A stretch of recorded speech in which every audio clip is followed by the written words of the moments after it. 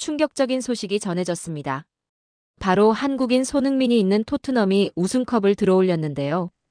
우승이 확정되자 태극기를 몸에 두른 채 눈물을 흘리는 모습을 보고 영국 전 국민이 함께 울었다고 합니다. 사연을 바로 시작하겠습니다. 안녕하세요. 저는 제임스 파커입니다.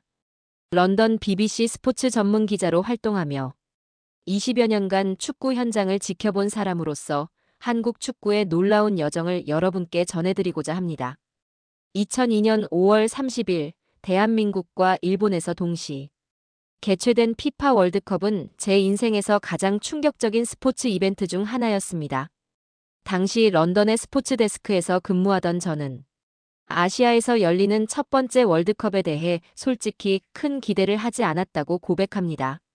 유럽과 남미 축구의 오랜 전통에 익숙했던 제게 아시아는 여전히 축구의 변방이라는 편견이 있었거든요. 하지만 그 편견은 대회 첫날부터 산산조각이 났습니다. 세네갈이 프랑스를 1대 0으로 꺾은 경기를 보며 이번 대회가 평범하지 않을 것임을 직감했죠. 그러나 진짜 충격은 한국 대표팀의 활약에서 시작되었습니다. 거스 히딩크 감독이 이끄는 한국팀은 조별 예선에서부터 남다른 모습을 보여줬습니다.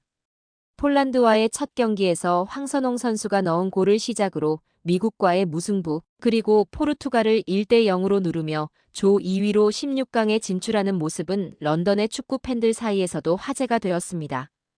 특히 인상 깊었던 것은 박지성 선수의 활약이었습니다. 당시 PSV 아인트호벤에서 뛰고 있던 그는 포르투갈전에서 골을 넣으며 팀의 승리를 이끌었죠. 그의 끝없는 활동량과 헌신적인 플레이는 유럽 축구에 익숙한 제게도 새로운 감동을 안겨주었습니다. 이영표 선수의 날카로운 크로스와 홍명보 주장의 든든한 수비력 역시 한국 축구의 저력을 보여주는 상징이었습니다. 16강에서 이탈리아를 상대한 경기는 정말 드라마틱했습니다. 연장전 117분 안정환 선수의 골든 골이 터져 나왔을 때 런던의 펍에서도 환호성이 터져 나왔죠. 한국 선수들의 투지와 열정만큼은 누구도 의심할 수 없었습니다. 8강에서 스페인과의 승부는 정말 숨이 막혔습니다. 홍명보 주장이 마지막 승부차기를 성공시켰을 때 저는 런던에서도 소름이 돋았습니다. 한국이 월드컵 4강에 진출한다는 것이 믿어지지 않았거든요. 준결승에서 독일에게 0대 1로 아쉽게 패했지만 한국의 4강 진출은 전 세계 축구계에 엄청난 파장을 일으켰습니다. 런던 거리에서도 붉은 악마 티셔츠를 입은 사람들을 심심찮게 볼 수 있었고 한국에 대한 관심이 급격히 높아지는 것을 느꼈습니다. 대회 기간 동안 한국의 응원 문화도 세계적인 화제가 되었습니다. 붉은 티셔츠를 입고 거리로 나와 밤새 응원하는 수백만 명의 한국인들의 모습은 런던의 언론에서도 대서특필되었죠. 특히 독일전에서 전국적으로 650만 명이 거리 응원에 참여했다는 소식은 정말 놀라웠습니다. 저는 이때부터 한국 축구와 한국 문화에 대해 본격적인 관심을 갖게 되었습니다. 단순히 축구 실력만으로는 설명할 수 없는 무언가가 한국에 있다는 것을 느꼈거든요. 그것은 바로 열정과 단합, 그리고 포기하지 않는 정신력이었습니다. 2002년 월드컵은 한국이 세계 축구 무대에서 더 이상 약소국이 아님을 증명한 역사적인 순간이었습니다. 2005년 여름 런던의 축구계는 한 소식으로 떠들썩했습니다. PSV 아인트호벤에서 활약하던 박지성이 맨체스터 유나이티드로 이적한다는 뉴스였죠. 저는 당시 이 소식을 처음 들었을 때 반신반의했습니다. 알렉스 퍼거슨 감독이 이끄는 맨유는 당시 세계 최고의 클럽 중 하나였거든요. 하지만 2004년에서 2005년 시즌 박지성이 PSV에서 보여준 활약상은 정말 놀라웠습니다. 특히 UEFA 챔피언스 리그 준결승에서 AC 밀란과의 경기는 아직도 생생히 기억납니다. 첫 번째 다리 경기에서 박지성이 전방 9분에 넣은 골은 그야말로 예술이었습니다. 순간적인 돌파로 밀란의 수비진을 뚫고 정확한 슛을 날리는 모습에서 저는 이 선수의 특별함을 느꼈죠. 그 경기를 지켜본 퍼거슨 감독이 박지성에게 깊은 인상을 받았다는 소식이 전해지더니 곧 이적설이 현실이 되었습니다.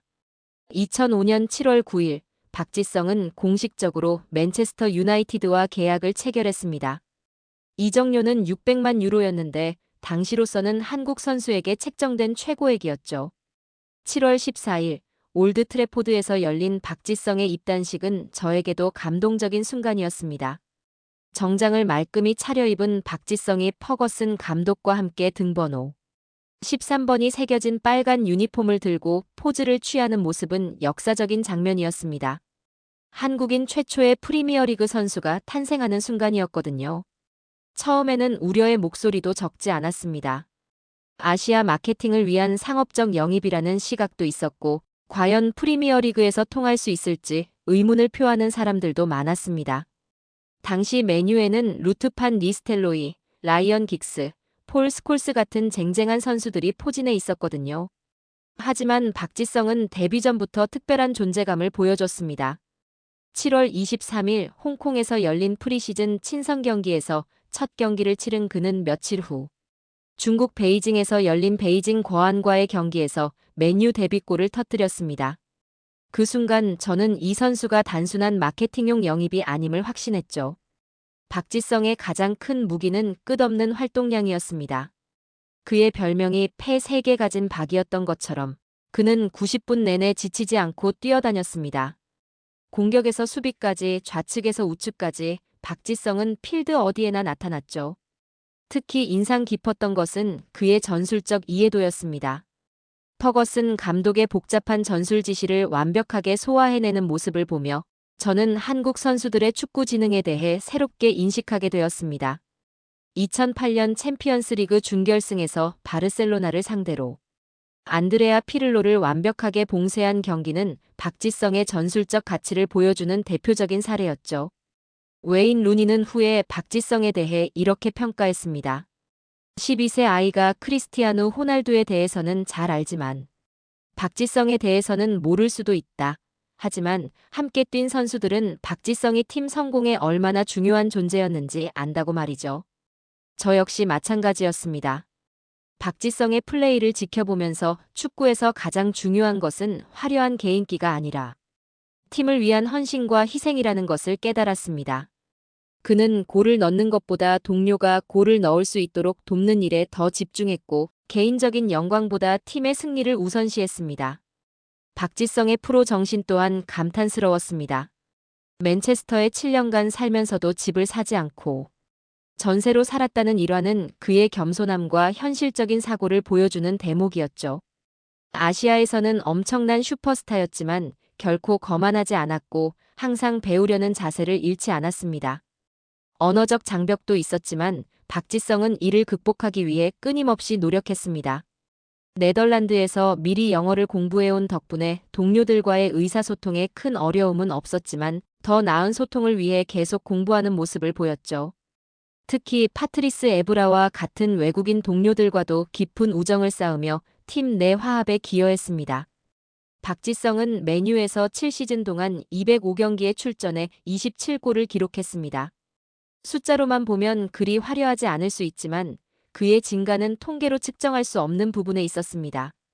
프리미어리그 4회 우승, 챔피언스리그 1회 우승, 리그컵 3회 우승, 피파 클럽, 월드컵 1회 우승 등 그가 맨유에서 거둔 성과는 화려했습니다. 무엇보다 박지성은 한국 축구의 위상을 한 단계 끌어올렸습니다. 그의 성공은 한국 선수들이 유럽 최고 무대에서도 충분히 통할 수 있다는 것을 증명했고 후배 선수들에게는 꿈과 희망을 제시했습니다. 저 역시 박지성을 통해 한국 축구의 가능성과 잠재력을 새롭게 인식하게 되었죠.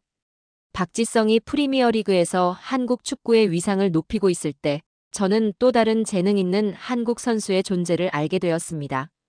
그 주인공이 바로 손흥민이었죠. 당시 16살의 어린 나이에 독일로 건너가 함부르크 SV 유스팀에서 훈련받고 있던 이 젊은 선수의 이야기는 런던 축구계에서도 화제가 되곤 했습니다.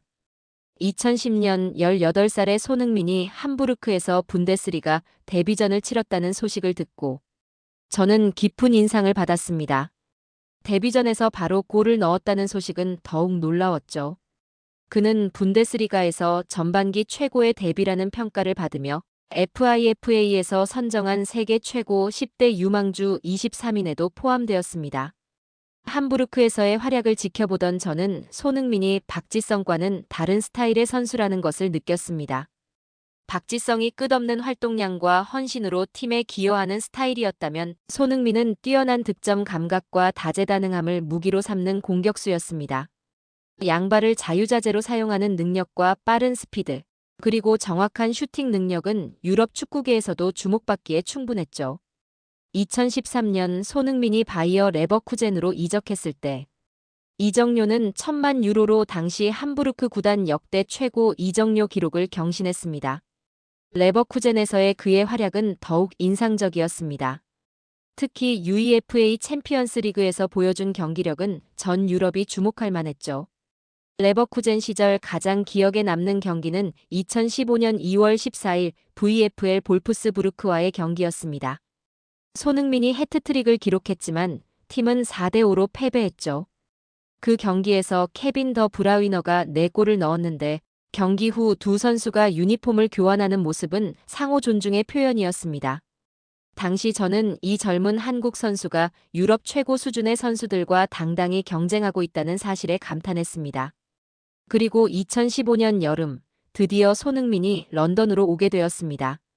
토트넘 호스퍼가 3천만 유로, 영국 돈으로는 2,200만 파운드라는 아시아 선수. 역대 최고 이적료를 기록하며 손흥민을 영입한 것이죠. 8월 28일, 공교롭게도 박지성이 10년 전 맨유에 입단한 것과 같은 날이었습니다. 손흥민의 토트넘 입단 소식을 들었을 때 저의 마음은 복잡했습니다. 기대 반, 우려 반이었죠. 프리미어리그는 세계에서 가장 경쟁이 치열한 리그 중 하나입니다. 아무리 재능이 뛰어나도 적응에 실패하는 선수들을 수없이 봐왔거든요.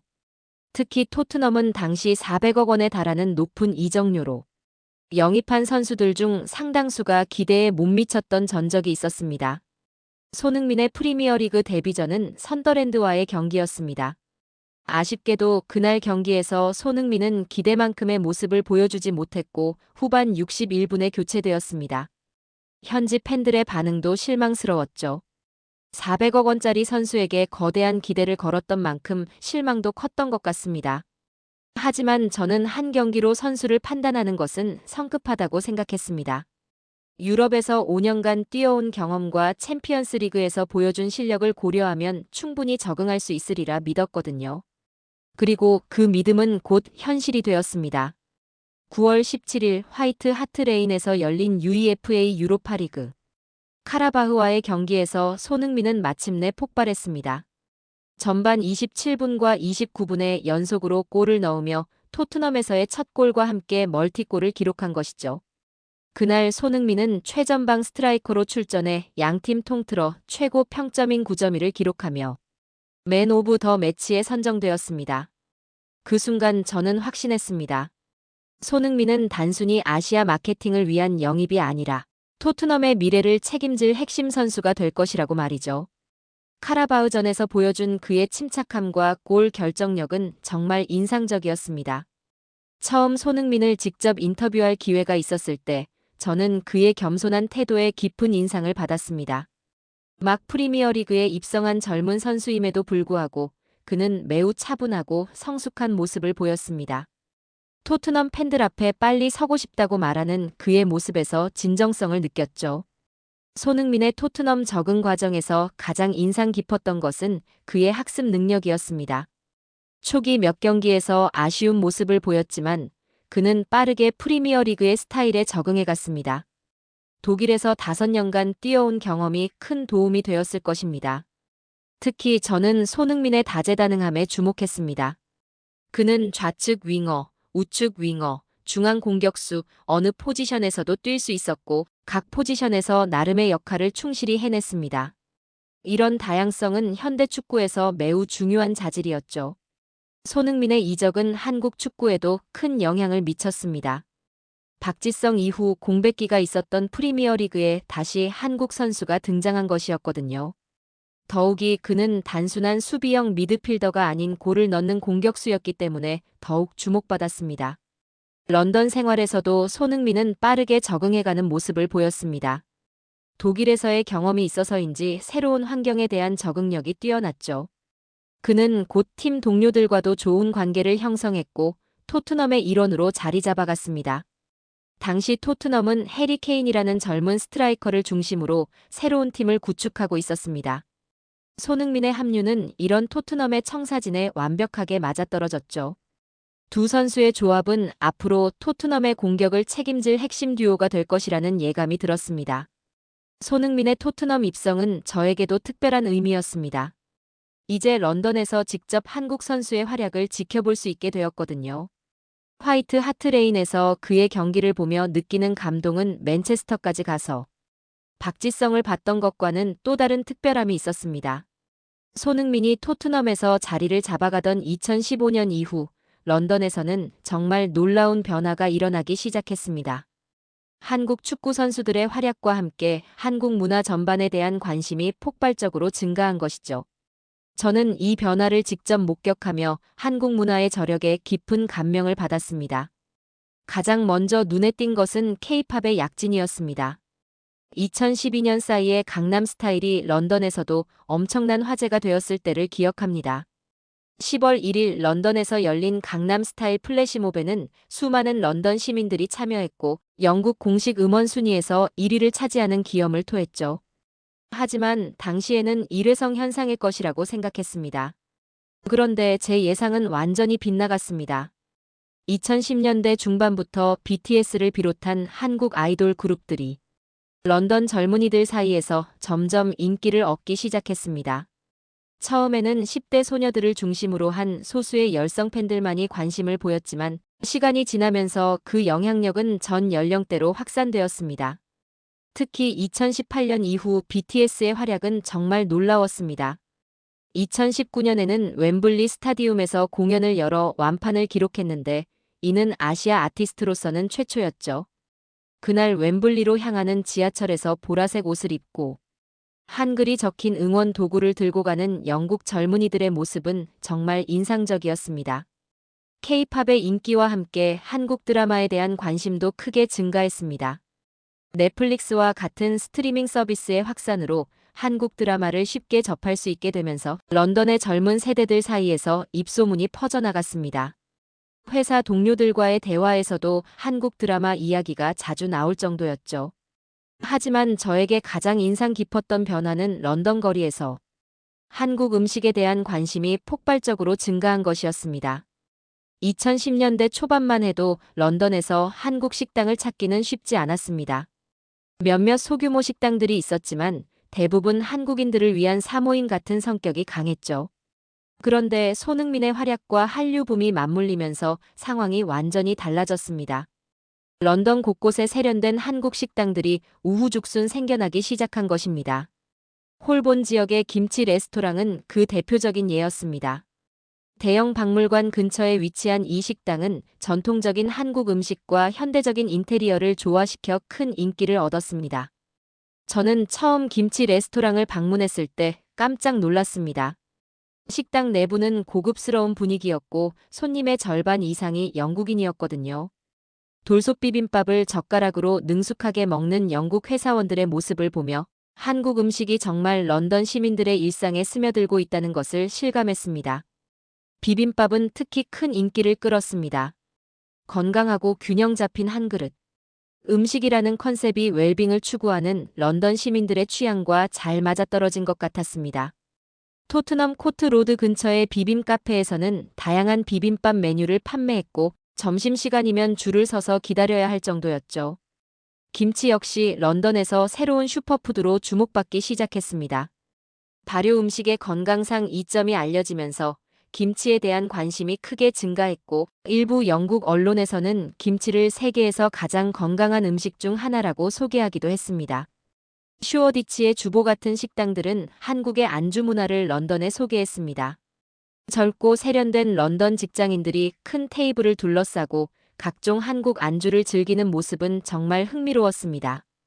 김치볶음밥, 잡채, 양념치킨 등을 소스와 짠지를 곁들여 파는 도시락도 점심시간에 큰 인기를 끌었죠.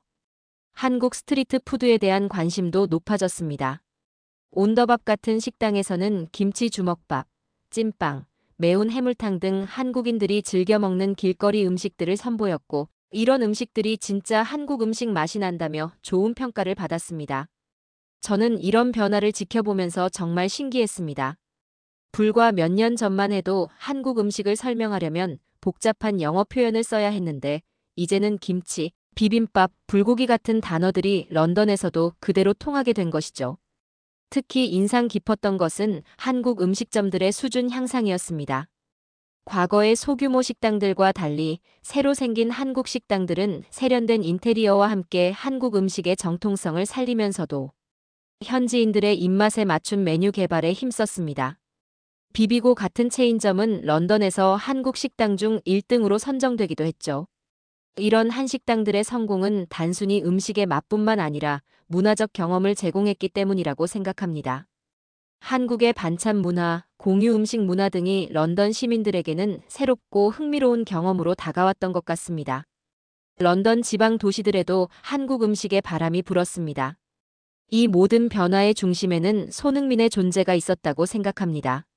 그의 토트넘에서의 활약은 단순히 축구 성과를 넘어서 한국에 대한 전반적인 관심을 불러일으켰고, 이것이 K-팝, 한국 드라마, 한국 음식에 대한 관심으로 이어진 것이죠. 런던에서 일어난 이런 한류 현상을 지켜보며 저는 문화의 힘에 대해 다시 한번 생각해보게 되었습니다. 축구라는 스포츠를 통해 시작된 관심이 음악, 드라마, 음식으로 확산되면서 한국 문화 전체에 대한 이해와 애정으로 발전하는 모습은 정말 인상적이었습니다. 시간이 흐르면서 손흥민은 단순히 골을 넣는 공격수를 넘어 토트넘의 진정한 리더로 성장했습니다. 저는 이 과정을 지켜보며 한 선수가 어떻게 팀의 정신적 지주가 되어가는지 직접 목격할 수 있었습니다. 2023년 8월 12일, 토트넘이 새 시즌을 앞두고 발표한 소식은 정말 감동적이었습니다. 위고 요리스의 뒤를 이어 손흥민이 토트넘의 새로운 주장으로 선임된 것이죠. 이는 토트넘 141년 역사상 최초로 유럽 대륙을 벗어난 아시아 국적 선수가 주장을 맡는 순간이었습니다. 손흥민의 주장 임명은 결코 우연이 아니었습니다. 해리 케인이 바이에른 뮌헨으로 떠나고 오랜 주장이었던 요리스가 전력 외로 분류되면서 토트넘은 새로운 리더를 찾아야 했습니다. 그 자리에 손흥민이 선택된 것은 그의 팀 내 위상과 리더십을 보여주는 증거였죠. 엔지 포스테코글루 감독은 손흥민을 주장으로 선임하면서 이렇게 말했습니다. 소니는 경기장 안팎에서 훌륭한 지도력을 가지고 있으며 우리의 새로운 주장이 되기 위한 이상적인 선택이다. 모두가 그가 월드 클래스라는 것을 알고 있고 그는 라커룸에 있는 모든 사람들로부터 엄청난 존경을 받고 있다. 그는 선수단 내에서 그룹을 초월한다. 그것은 단지 그가 인기가 있기 때문만이 아니라 그가 이 클럽에서 그리고 대한민국의 주장으로서 경기장에서 성취한 것들 때문이다. 손흥민 역시 주장 임명에 대해 깊은 감동을 표했습니다. 이 거대한 클럽의 주장을 맡게 되어 매우 영광스럽고 자랑스럽다며 새로운 시즌, 새로운 시작이며 이 유니폼과 주장 완장을 위해 모든 것을 바칠 것이라고 각오를 밝혔죠. 특히 인상 깊었던 것은 그가 선수들에게 경기장 안팎에서 모두가 주장처럼 느껴져야 한다고 말했다는 부분이었습니다. 저는 손흥민이 주장 완장을 차고 나온 첫 경기를 화이트 하트레인에서 직접 지켜봤습니다. 브렌트포드와의 개막전에서 손흥민은 정말 다른 모습이었습니다. 평소보다 더 적극적으로 동료들과 소통했고 경기 중 지시를 내리는 모습도 눈에 띄게 늘었죠. 주장이 된 후 손흥민의 가장 큰 변화는 책임감이었습니다. 골을 넣는 것뿐만 아니라 팀 전체의 경기 흐름을 읽고 조율하는 역할까지 맡게 된 것이죠. 이는 단순히 완장을 찬 것 이상의 의미가 있었습니다. 그는 진정한 의미에서 팀의 심장이 되었습니다. 특히 인상 깊었던 것은 어려운 순간에서 보여준 그의 리더십이었습니다. 팀이 뒤지고 있을 때 손흥민은 절망하지 않고 오히려 더욱 적극적으로 동료들을 독려했습니다. 그의 긍정적인 에너지는 팀 전체에 전염되어 많은 경기에서 극적인 역전을 이끌어냈죠. 손흥민의 주장직 수행에서 가장 돋보인 부분은 그의 소통 능력이었습니다. 한국인이면서도 영어로 팀 동료들과 자연스럽게 의사소통하는 모습은 정말 인상적이었습니다. 더욱이 그는 나이가 어리거나 새로운 선수들에게도 따뜻하게 다가가며 팀 내 화합을 이끌어냈습니다. 제임스 매디슨과 크리스티안 로메로가 부주장으로 선정된 것도 주목할 만했습니다. 손흥민을 중심으로 한 새로운 리더십 그룹이 형성된 것이죠. 이들 3인방은 각각 다른 스타일의 리더십을 보여주며 팀의 균형을 잡아갔습니다. 손흥민의 주장 시절에서 가장 기억에 남는 순간 중 하나는 대한민국 국가대표팀에서와 마찬가지로 보여준 헌신적인 모습이었습니다. 부상을 당해도 끝까지 뛰려고 하는 모습, 팀이 어려울 때 혼자서라도 돌파구를 찾으려는 노력은 진정한 주장의 면모를 보여줬습니다. 저는 특히 손흥민이 대한민국 국가대표팀과 토트넘에서 동시에 주장을 맡고 있다는 점에 주목했습니다. 이는 매우 드문 일로 한 선수가 클럽과 국가대표팀에서 모두 인정받는 리더십을 가지고 있다는 증거였죠. 그의 리더십은 문화와 언어의 경계를 넘어서는 보편적인 것이었습니다. 손흥민이 보여준 리더십의 또 다른 특징은 모범을 통한 지도력이었습니다. 그는 말보다는 행동으로 팀을 이끌었습니다. 훈련에서의 성실함, 경기에서의 헌신, 팀 동료들에 대한 배려 등 모든 면에서 모범을 보였죠. 영국 언론들도 손흥민의 리더십 변화에 주목했습니다. 풋볼 런던은 손흥민이 단순한 인기 선수에서 적극적인 리더로 변화했다고 평가했습니다. 포스테코글루 감독이 그를 주장으로 선택한 것이 옳은 결정이었다는 평가도 이어졌죠. 손흥민의 주장직 임명은 박지성 이후 두 번째로 한국 선수가 프리미어리그 클럽의 주장을 맡는 역사적인 순간이기도 했습니다. 박지성이 퀸즈파크 레인저스에서 보여준 리더십을 이어받아 손흥민은 더 큰 무대인 토트넘에서 주장의 역할을 수행하게 된 것이죠. 주장이 된 후 손흥민의 경기력에도 변화가 있었습니다. 개인 기록을 위한 플레이보다는 팀 전체를 위한 플레이를 더욱 중시하게 되었고 도움을 기록하는 횟수가 늘어났습니다. 이는 그가 진정한 팀 플레이어로 성장했음을 보여주는 증거였습니다. 팬들의 반응도 뜨거웠습니다. 토트넘 현지 팬들이 진행한 차기 주장 투표에서 손흥민이 51%의 압도적인 지지율을 받은 것은 그에 대한 팬들의 신뢰를 보여주는 지표였습니다. 한국 팬들은 물론 전 세계 토트넘 서포터들이 손흥민의 주장 임명을 환영했죠. 손흥민의 주장 시절을 지켜보며 저는 리더십이라는 것이 타고나는 것도 있지만 경험을 통해 성장할 수 있다는 것을 깨달았습니다. 토트넘에서 8년간 쌓은 경험과 대한민국 국가대표팀에서의 리더십 경험이 합쳐져 그는 완성된 주장이 될 수 있었던 것이죠. 무엇보다 인상적이었던 것은 손흥민이 주장이 되면서도 자만하지 않고 계속해서 겸손한 모습을 유지했다는 점입니다. 그는 여전히 팀 동료들의 조언에 귀 기울이고 끊임없이 자신을 발전시키려고 노력했습니다. 이런 모습이야말로 진정한 리더의 자질이라고 생각합니다. 2025년 5월 22일 스페인 빌바오의 산 마메스 경기장. 저는 기자석에서 숨을 죽이며 이 역사적인 순간을 지켜보고 있었습니다. 토트넘 호스퍼가 2007년 이후 18년 만에 메이저 트로피를 놓고 맨체스터 유나이티드와 격돌하는 UEFA 유로파리그 결승전이었죠. 경기 시작 전 터널에서 나오는 손흥민의 모습을 보며 저는 깊은 감동을 받았습니다. 주장 완장을 찬 그의 얼굴에는 긴장감과 함께 강한 의지가 서려 있었습니다. 부상으로 한 달간 결장했던 그가 이 중요한 순간에 맞춰 컨디션을 끌어올린 것 자체가 기적 같았죠. 토트넘의 결승 진출 과정은 정말 드라마틱했습니다. 16강에서 네덜란드의 에이지 알크마르를 꺾고 8강에서는 독일의 프랑크푸르트를 상대로 치열한 접전을 벌였습니다. 특히 프랑크푸르트는 차범근 선수의 옛 소속팀이어서 한국 팬들에게도 의미가 깊었죠. 4강에서는 노르웨이의 보데글림트를 제압하며 마침내 41년 만에 유로파리그 결승에 올랐습니다. 경기는 초반부터 팽팽했습니다. 맨체스터 유나이티드의 견고한 수비를 뚫기 위해 토트넘은 다양한 공격 패턴을 시도했고 손흥민은 왼쪽 윙에서 끊임없이 돌파를 시도했습니다. 비록 한 달간의 공백기가 있었지만 그의 클래스는 여전했죠. 전반 30분 드디어 균형이 깨졌습니다. 브레넌 존슨의 크로스를 도미닉 솔랑케가 헤딩으로 연결했고 골키퍼가 흘린 공을 손흥민이 재빠르게 밀어 넣었습니다. 그 순간 산 마메스 경기장의 토트넘 팬들이 터뜨린 함성은 지금도 잊을 수 없습니다. 골을 넣은 후 손흥민은 무릎을 꿇고 하늘을 올려다봤습니다. 그 모습에서 저는 그가 얼마나 이 순간을 간절히 원했는지 느낄 수 있었습니다. 2019년 챔피언스리그 결승에서의 아픈 기억, 수많은 준우승의 고통이 모두 담긴 표정이었죠. 후반에 들어서 메뉴의 반격이 거세졌습니다.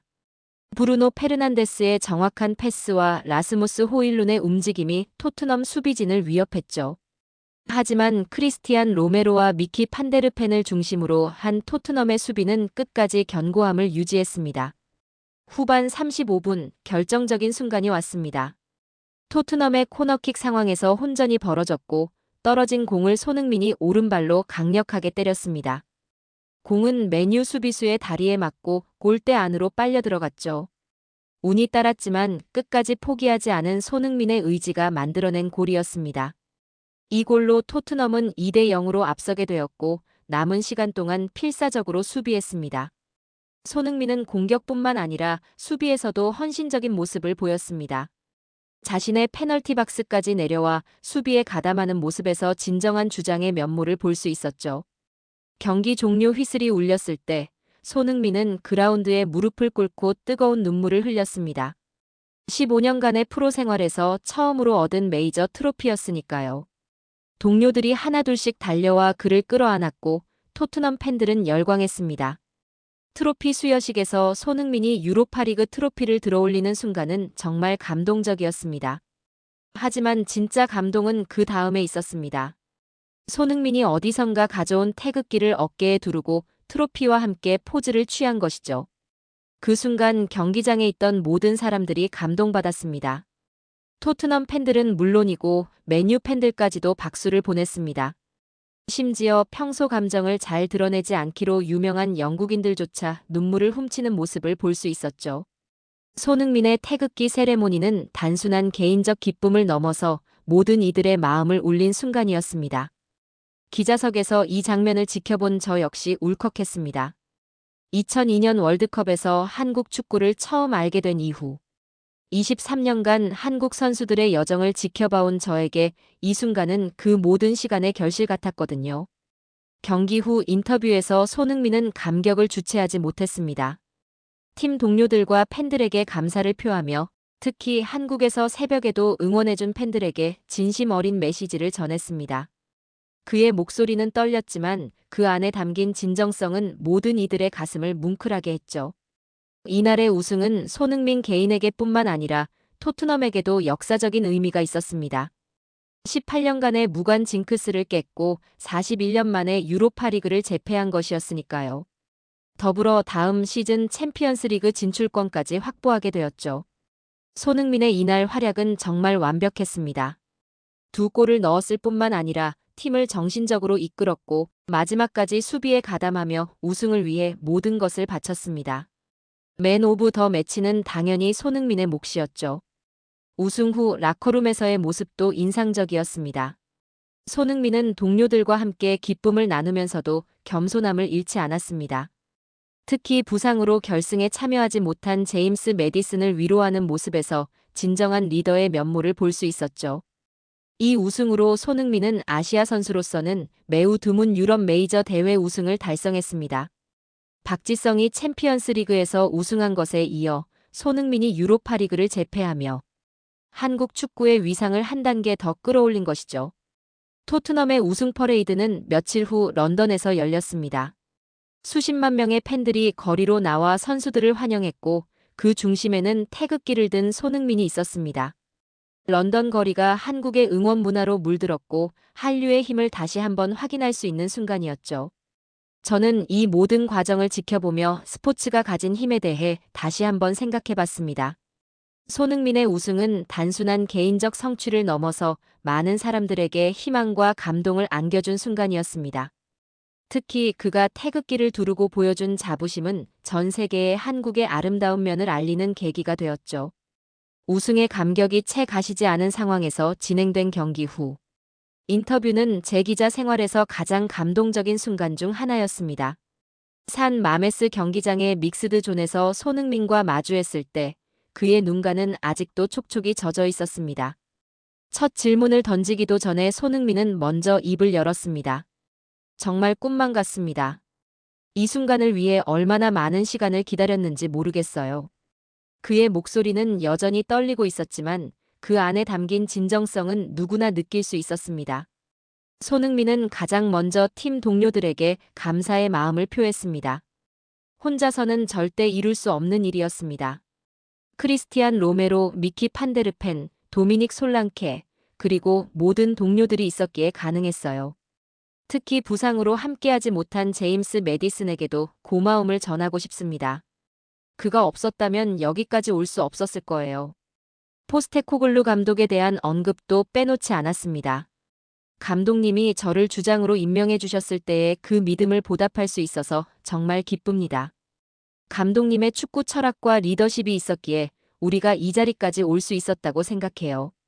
하지만 가장 감동적이었던 것은 한국 팬들에 대한 그의 메시지였습니다. 한국 시간으로 새벽에도 저희를 응원해주신 모든 분들께 진심으로 감사드립니다. 멀리서도 느껴질 만큼 뜨거운 응원을 보내주셨어요. 이 트로피는 저 혼자만의 것이 아니라 저를 사랑해주신 모든 한국 분들의 것입니다. 저는 이때 손흥민에게 태극기 세레모니에 대해 물었습니다. 그의 대답은 정말 인상적이었습니다. 우승이 확정된 순간 자연스럽게 한국이 생각났어요. 저를 이 자리까지 이끌어준 모든 분들, 그리고 대한민국이라는 나라에 대한 자부심이 폭발했달까요? 태극기를 두르는 순간 정말 가슴이 벅찼습니다. 한국인으로서의 정체성에 대한 질문에 그는 더욱 진솔하게 답했습니다. 독일에서 16살부터 유럽 생활을 시작했지만 저는 항상 한국인이라는 것에 자부심을 가져왔어요. 한국의 정신력, 끈기, 그리고 가족을 소중히 여기는 문화가 저를 지금의 모습으로 만들어준 것 같습니다. 포기하지 않고 계속 도전했기에 이런 순간을 맞을 수 있었어요. 박지성 선배에 대한 언급도 있었습니다. 박지성 형이 맨유에서 이룬 성과들이 제게는 항상 목표였어요. 한국 선수로서 유럽 최고 무대에서 성공할 수 있다는 것을 보여주신 분이죠. 오늘 이렇게 우승할 수 있게 된 것도 선배들이 닦아놓은 길이 있었기 때문이라고 생각합니다. 젊은 한국 선수들에게 전하고 싶은 메시지를 묻자 손흥민의 목소리에 힘이 들어갔습니다. 꿈을 포기하지 마세요. 저도 처음 독일에 갔을 때 정말 힘들었어요. 언어도 안 통하고 문화도 달랐죠. 하지만 꾸준히 노력하면 반드시 기회가 옵니다. 가장 중요한 것은 자신을 믿는 것이에요. 가족에 대한 이야기에서는 손흥민의 감정이 다시 북받쳤습니다. 아버지가 제 첫 번째 코치셨어요. 지금까지 저를 믿고 지켜봐 주신 부모님께 이 트로피를 바치고 싶습니다. 토트넘 팬들에 대한 고마움도 깊었습니다. 스퍼스 팬들은 정말 특별해요. 좋을 때나 힘들 때나 항상 저희를 믿어주셨어요. 특히 제가 부상으로 한 달간 못 뛸 때도 응원을 멈추지 않으셨죠. 이 우승은 팬들이 있었기에 가능했어요. 한국 축구의 미래에 대한 질문에는 희망적인 답변을 내놓았습니다. 한국 축구는 계속 발전하고 있어요. 더 많은 젊은 선수들이 유럽에서 성공할 거라고 믿어요. 저희가 보여준 것이 끝이 아니라 시작이라고 생각해요. 은퇴 후 계획을 묻자 미소를 지었습니다. 아직 은퇴 생각은 없어요. 하지만 언젠가는 한국 축구 발전에 도움이 되는 일을 하고 싶습니다. 후배들을 가르치는 것이든 다른 방식으로든 한국 축구에 기여하고 싶어요. 마지막 질문으로 오늘의 우승이 어떤 의미인지 물었습니다. 손흥민은 잠시 생각에 잠겼다가 천천히 입을 열었습니다. 개인적으로는 꿈이 이뤄진 순간이에요. 하지만 더 중요한 것은 한국인으로서, 아시아인으로서 유럽 최고 무대에서 인정받았다는 것입니다. 이것이 저 개인의 성취를 넘어서 많은 분들에게 희망이 되었으면 좋겠어요. 인터뷰가 끝난 후에도 손흥민은 한국 기자들과 개별적으로 시간을 가졌습니다. 한국어로 진행된 이 시간에서 그는 더욱 편안하고 진솔한 모습을 보였죠. 정말 한국이 그리웠다며 빨리 한국에 가서 팬들과 기쁨을 나누고 싶다고 했습니다. 전 세계 사람들이 그의 우승을 축하하고 있음을 보여줬죠. 저는 이날의 인터뷰를 통해 손흥민이 단순한 축구 선수를 넘어서 진정한 롤모델이 되었다는 것을 확신했습니다. 그의 겸손함, 감사하는 마음, 그리고 한국에 대한 자부심은 많은 이들에게 깊은 감동을 주었습니다.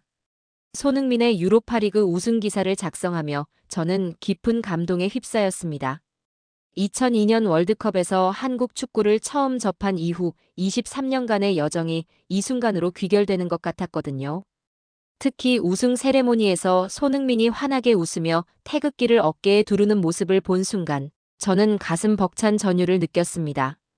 저 태극기는 단순한 천조각이 아니었습니다. 박지성이 2002년 월드컵에서 온 국민의 희망을 등에 업고 뛰던 바로 그 태극기의 정신이었죠. 그리고 지금 런던의 밤하늘 아래 손흥민이 태극기를 두르고 서 있는 모습은 단순한 승리를 넘어선 감동이었습니다. 손흥민의 성취를 되돌아보면 정말 경이롭습니다. 16살에 홀로 독일로 떠나 함부르크에서 시작한 유럽 생활, 레버쿠젠에서의 성장, 그리고 토트넘에서의 10년간의 헌신.